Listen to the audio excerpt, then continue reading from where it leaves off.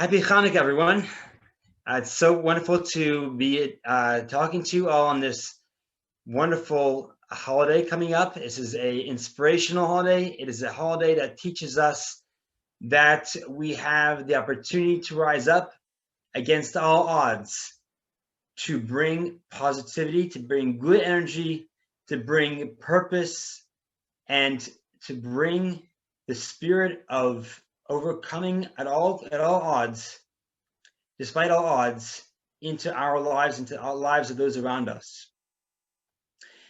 The Chanukah holiday is commemorates a time when the Jews were under the Greek rule. At that time, there was a challenge both spiritually as well as physically.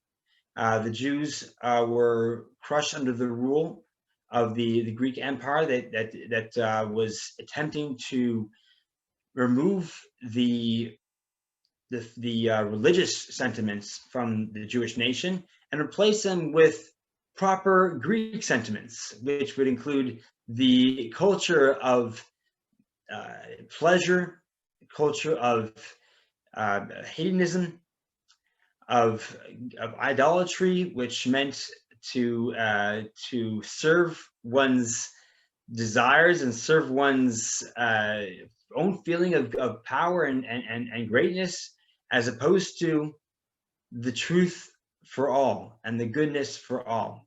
That's what the Greeks wanted to change for the Jewish people. And what happened then was that a small band of Jewish warriors known as the Maccabees stood up against the tide. There was not just Greeks, but also a very big portion of the Jews who were very much interested in Greek culture and did not want the influence of the rabbis or a society which told them that they were responsible to a higher power, to a greater conscience. And they were also fighting those that, they were fighting alongside the Greeks, against those who want to stay true to their religion, true to their ideals and their values. And there was a lopsided war because the number of Jewish people who were keeping true to the Torah, who fought, were minuscule compared to odds beyond understanding that for any possibility of them to win. And yet the victory was absolute. They were able to remove the Greek rule from the land, instate their own ruler, and bring back the Jewish ruling in the country. And beyond that, they were able to rededicate the temple. They were able to come back and offer the sacrifices. That was the first miracle chronologically. The second miracle that happened was that when they rededicated the temple, they were looking around for oil with which to light the menorah, candelabra. And what happened was that the Greeks, in their zeal to remove any source of real spirituality, of connection to real purity, they had broken the seals on the oil containers, which was the sign of purity for the oil to be used in the candelabra, the menorah. And they searched the entire temple. They found only one small jar of oil, which was enough to light the menorah for one day. And yet, by miracle, it lasted for 8 days until they were able to get new oil. That's the story. The real story behind it, which is what we need to take away nowadays. We unfortunately do not have the temple to light the menorah. We do have the menorah, which nowadays is a symbol to remember the miracle of old, but it's not the same menorah. Actually, it is candelabra of 8 branches to remind us of the 8 days it took them to get oil, whereas in the temple it was only 7 branches. So here we have the 8-branch menorah, and there is a significant message that's meant to for us to take away from this whole holiday, that's going to inspire us for the entire year and truly not only change us but those around us. What was the story then? What really happened then? It wasn't just that God made miracles. God makes miracles all the time, and we don't always find them. Sometimes He reveals them to us. Sometimes in the course of time, we see the miracles, but most times we don't see the miracles. Most times we are unable to see the godly plan that carries through all of time. And the same applies nowadays. We are experiencing miracles all the time, constantly, but we don't see them. What we can see is a message, a lesson from those that lived in a dark time. They lived in a time where to all appearances, God had forsaken the Jews. And not just there were Jews that were enjoying themselves. They were enjoying themselves like Greeks. They were the Hellenists that wanted the hedonism. They wanted the pleasure. They did not want to be subjugated to the responsibility of what God wanted them and what they knew was right. And that's a very big challenge to those that were believing, because they saw that evil was stronger. They saw that those that they thought were part of their nation, their brothers, and they were their brothers and their sisters. But here they saw them throwing off that yoke of the community and embracing a culture that opposes everything they knew was good. And to the point that they persecuted the Jews that were keeping the laws right, that were trying to be good, trying to keep responsible under the situation. It would, for all those that would have wanted to stand up, there was tremendous pressure to give in. It was almost, there was no one left. There was no one left to stand up. And here, a small group of people stood up and said, "We are not willing to let this happen. We are not willing to give up under any circumstance. We are not willing to say that God has completely forsaken us, even though it appears to be that He's on the side of people that are enjoying themselves. We are not willing to say that what we know is true is now gone, is now ready to be lost." And they had to stand up not just with words, not just with slogans, but with real challenge, with the challenge of going out to real wars, loss of life, their families. The Greeks were not in any way merciful to those who were committing insurrection. There was a bloody campaign of complete destruction for all Jewish communities that had defied the Greek rule or the Greek culture. And there was no escaping, because there were Jews among them, the Hellenists, that were aiding the Greeks in capturing those who did try to stay strong. So a great risk to their own lives, at risk to their families, at risk to everything that they could have said, let's just try to stay safe, try to hold up. They didn't say that. They said, we have to stand up for what we believe in. And that is a real miracle there in the first stage, because it's so hard. It's so hard to stand up when the rest of society says, let's be normal, let's treat the normal as let's treat the wrong way as normal. Let's treat whatever feels good as normal, even if it's hurtful to society. It's not helping us move forward in where we need to go to as our mission and our vision. That was the first big challenge. The biggest challenge afterwards was then, okay, we won the battle. Okay, we've already come to a place where we feel that we're on the winning side, that we have proven that God can stand with those who believe in Him, who want to have a life of responsibility. That will win out. But then came a second challenge. once we've reached that place where we know where we are in a good place, we've reached a feeling of unity between those who are trying to do good, and we see that the forces of evil cannot overcome that which is good, then the biggest challenge is from within. The challenge from one's inner core that says, okay, I did the right thing. I'm doing good. How much would you want from me?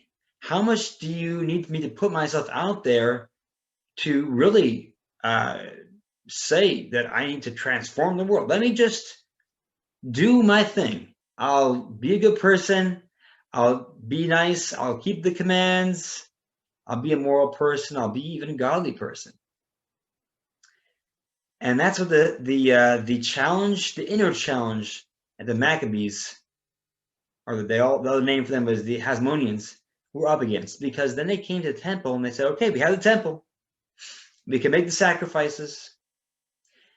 They didn't have a menorah, because actually the menorah, which was was impure at that point, was stolen, so they didn't have the ability to use that. So then what they had to do is they had to make their own menorah. It actually was not made out of gold at that point. It had to be made later. So they made a menorah that was not made out of gold, and that's actually permissible to do under circumstances where you don't have a pure menorah that's readily available to be lit. So they had no choice there. But then they found the oil, and that itself was a miracle, because they had to believe that the oil was there from the beginning. And those that were there seeing the destruction had to believe that one day would come when they rededicated the temple. And so they would have to set aside an oil jug just in case that was needed. And that vision is what kept that alive. But once that vision was there, they found the jug of oil. There's only enough to light all the 8 candles for one day. Should we light all of them up for one day and let it all burn out? Or should we just pour in an 8th? Or light one of the candles? Because we can't logically see how one jug of oil can last all 8 days. It's just not physically possible. According to the Jewish law, actually, as a matter of fact, the fire had to be burning constantly. So it couldn't be a pseudo fire that was not really burning the right way. They had other options. They could have thinned the wicks. They could have watered down the oil. But it wouldn't be the way that the service was intended. That God intended them to serve him with a true passion, with a true love. But here they're being required to do not just the true love and the true passion, but they were required to believe in the miracle that would happen, because they were doing everything they could do right at this moment. They had to believe in the power of today, of this moment, even though it didn't make sense, because they're taking the oil that could have been used for 8 days, and it should have been lit for 8 days, and they're throwing it all out on one. What would happen if for 7 days the menorah was lit after it was already started? They did dedication, they started the service, and now they can't do it for 7 days. What kind of a feeling would that give them? What kind of a feeling would it give everyone else? They were starting, they were stopping. So there was a significant potential for loss when they could have just finagled it, did it, made it work. To all appearances, it would have been fine. That's when it comes down to the challenge in the heart. Do we believe, number one, that we have to be all in? That in our vision, in our mission in life, we can seek nothing less than total dedication to our goal. And our goal is nothing less than to transform the entire world to a place where God is revealed. That's the menorah. The menorah is revealing God's light. They did not need light in the temple. There were many, many smaller candelabras that were lit all around. They did not need the one menorah to light up the entire temple. the purpose of that menorah was to spread godly light, to spread spiritual light, to spread the inner light of those that saw the miracles inside the temple to those that were outside and did not see those miracles, did not see that revealed godliness. So even those that are outside could say that godly light that's there, I may not see that miracle all the time, but I know it's shining to me. I know it's coming to me as well. It's affecting me. It's there. It exists. But the menorah is not just a fixture in the temple. The menorah was a reflection of the godly soul, the spirituality within the world, the manifestation of our higher power, our purpose in life that pushes our buttons all the time and saying, I need to come out. I need to be revealed. It's that feeling in the world that says truth must come out, that truth must be respected, that morality and God are ideals to fight for, to give up everything one has for. And here we come to time when people could say, I've done my job. I'm doing good. Why do I need to give it all up on one just blowout, just one day? The priests, the Hasmoneans, those Maccabees that said, who among us is for God? Come with us, fight with us. There's no power in the world besides for God, besides for our true purpose, our true meaning in life. And with that power, if God truly runs the world, if good is truly there all the time, then we can experience miracles if we truly live with that miracle all the time. What that means is, do I believe that I can experience the miracle right now? If I need to take into my account here and say, I'm not sure that the miracle will happen. The miracle might happen over a course of time. I have to be sure. I don't want to just throw out all my energy and then get burnt out. I got to hold it slowly but surely. And then the world will come around when it comes around. That's not a proper attitude. And with that attitude, we won't have the passion that we need to change the world, and we won't be able to make a lasting impression on the world and on ourselves. It starts from each one of us saying, in this moment, right now, I am willing to give everything I have to make sure that what my inner purpose needs is going to become revealed, to show that my passion for God, for my higher power, for my purpose in life, for the good of the humanity is I'm willing to give everything for. I'm not willing to settle for anything less than the miracle. I'm not willing to settle for anything less than the miracle that's the transformation of myself. I don't have to always believe that the way I was 5 years, 10 years, 20 years is how I will always be. No, today I am changing. I am changing myself. I am believing the miracle for myself. And then I'll believe the miracle for those around me in my environment that are seeing my menorah being lit. And then the world will change. And to this day,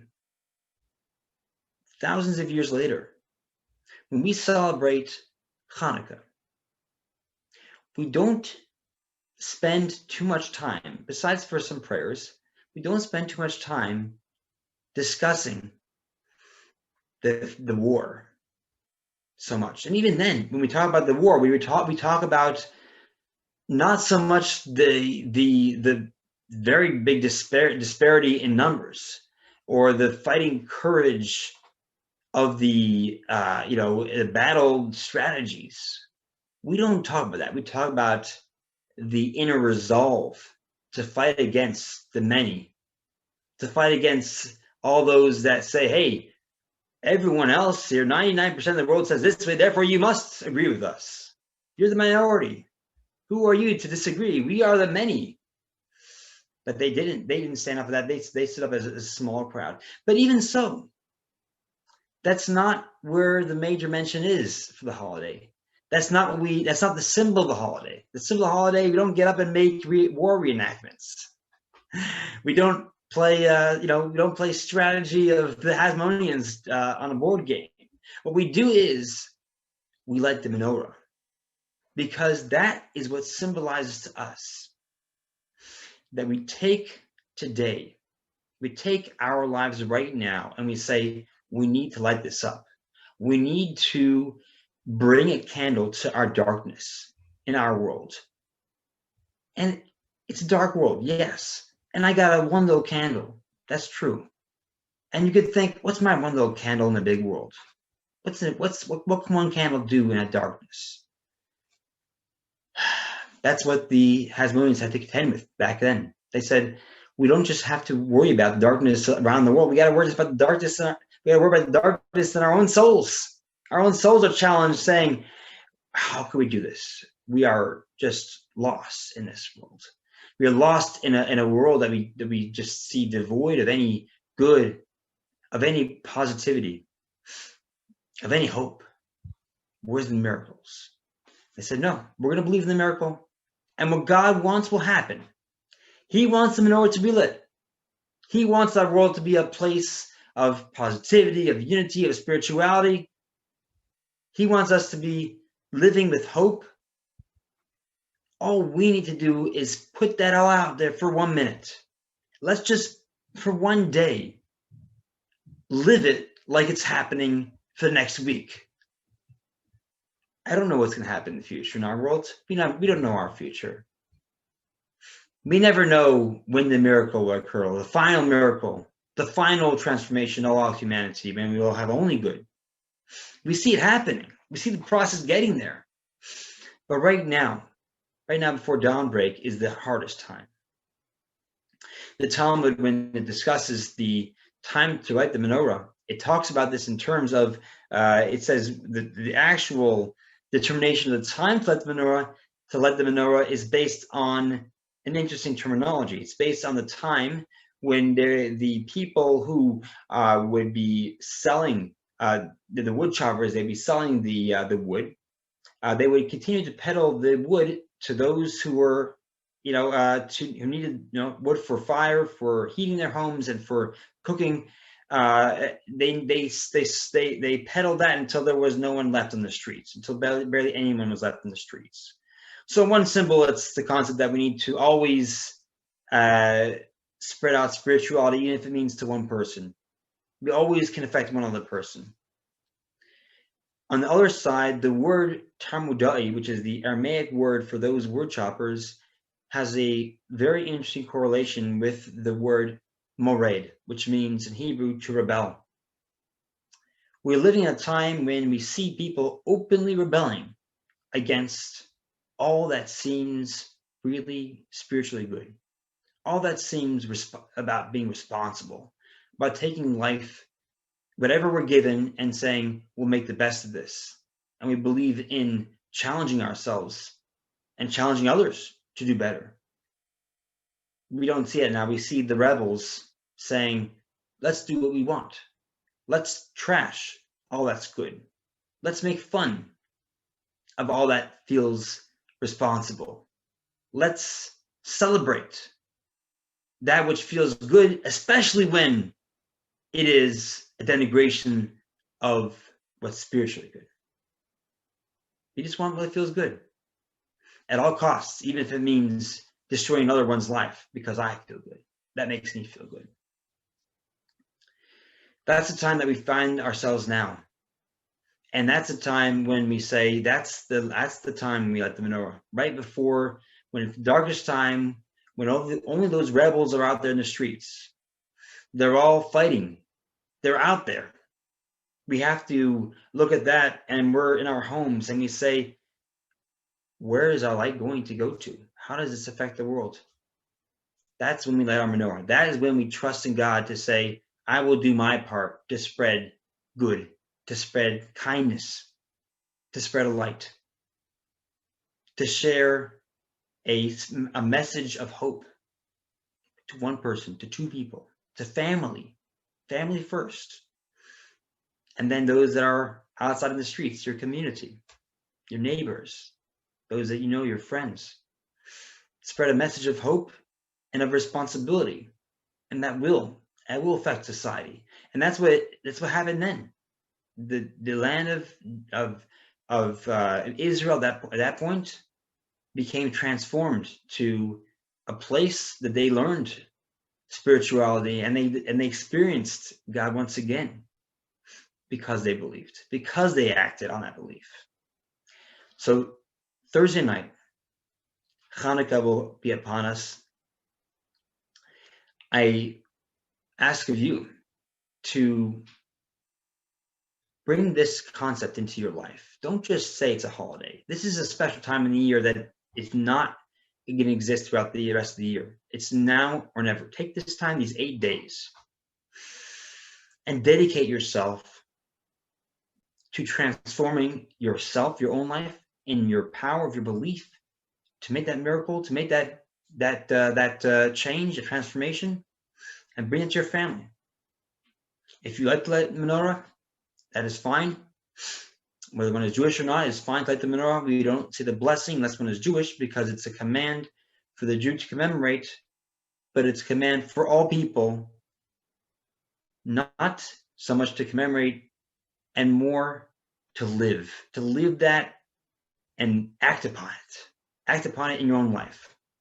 So don't make the symbol of the menorah just about the menorah. Yes, we have to light the menorah. We have to experience it in whatever way we can. But then take that experience, the spirituality, and make that real by getting out there, by doing positive things, by sharing the message. So start with your family, light the menorah, have a time together, have some latkes, some food fried in oil to remember that oil holiday. For those that are trying to keep the calories or the fat low, do it with something which is a low calorie. I'll do a potato latke. You can bake in the oven. You don't have to fry it in the oil, deep fry it. But in any way, try to drizzle a little oil, something to remember, or have a little bit of oil on the side to remember the oil, the miracle of oil. And then bring your family around if you have them, or a friend.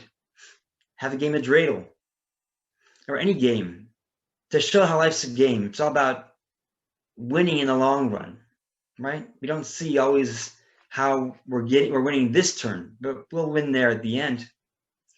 And share with your family, with your friends, with your community, the spiritual light. So put the menorah on the outside, on the window. If you're going to light one, put the menorah by the window so people can see it outside. Most importantly, call a friend, call a community member, call your family, share with them a message of hope, of positivity. We live in a time that people need this. They need to feel that we are not living under the subjugation of negativity, of dissonance, of fighting, of partisanship.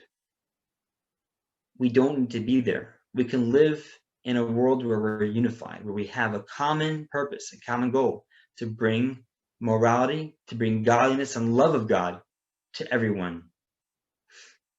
That everyone should live up to their purpose, their meaning, and that the world be transformed through this to a time when it's only light. Thank you very much.